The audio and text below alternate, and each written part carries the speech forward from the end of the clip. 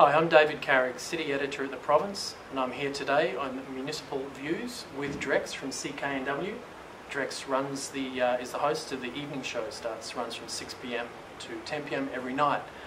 I'd like to talk a little bit today about voter turnout, which in municipal elections in British Columbia is, according to my calculations, 29.3%. Very, very low. Bowen Island last time was 88%, but generally it's about 30% for most municipalities. This is shocking. In the next election, the one that's coming up on November the 15th, the person you vote in will be in for 4 years instead of 3. They introduced that change in Parliament in the, actually I think it was within the past couple of months, it hasn't really been reported.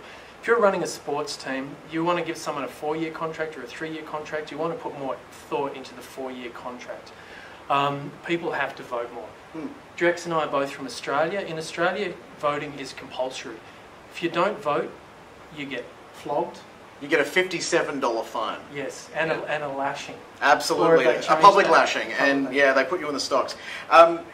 We saw this during the Ontario provincial election in the last couple of days, where we had that awful incident in Ottawa on last Wednesday. And then the Ontario voters knew that they had to go to the polls, but only 40% of people in Ontario showed out to vote their next civic leaders in. And like you said, if you're voting someone in for 4 years, you're the employer, you're the one employing this person, so you want to make sure that the right person's getting in. Even if you don't like the candidates, you still need to exercise your right to vote. That's your democratic right as a Canadian to do so. And the fact that you said, what was it, 29? Yeah, 29. Like that's an extremely low number. So what's interesting here with the moving into the 4 years, and you know, in these past videos that we've done, we've talked about some of the more odd candidates running for mayor.